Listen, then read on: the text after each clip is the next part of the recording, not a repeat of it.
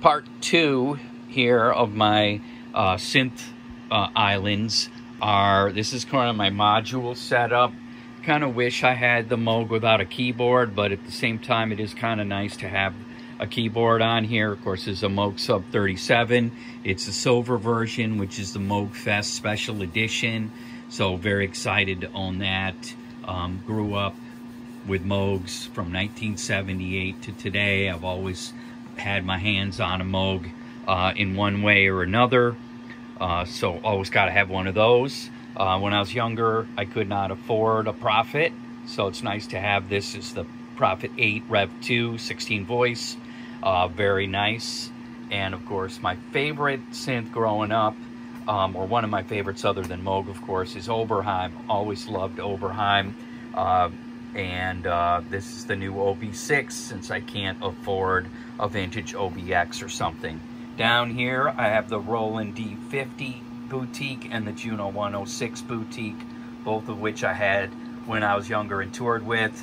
And so glad to see those in boutique versions so I don't have to spend thousands of dollars, although I was really disappointed when I learned, even after I bought it, that the Juno 106 one is actually a digital recreation of an actual analog synth. So somewhere along the line I need a real Juno 106, so if somebody has one they can give me, I will gladly take it.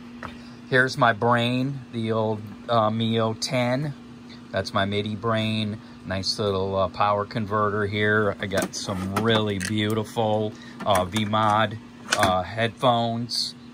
And up here is one of my favorite things in the world. This is the Roland MX1 mixer. It's got all kinds of fun stuff like slicer, sidechain on every channel. And also you can have a master effects section, which does, as you can see, delay, filters, and you can also beat map it all. So here's just like a sequencer, like the drum machine. You can just do 16 divisions of a beat, and it's got all kinds of crazy stuff on it. It's so awesome. Tone controls. I'll be using that probably in my final concert. And of course up here is a TR-8S, which has all the classic Roland stuff in it, in addition to its own sequencer, and you can put samples in it, although I've never done that yet. Over here is sort of the main keyboard area here. Got my Novation Mk3 SL keyboard, which to me is the best keyboard out there for playing. It's got a built-in sequencer, sliders, knobs. Has a live mode for using it with Ableton, where you can actually use the onboard sequencer to play Ableton plugins.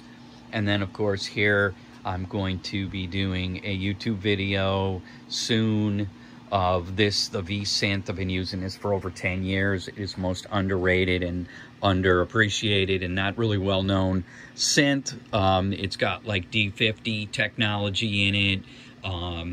It's just amazing all the different things it can do. So if you're interested, you can check that video out.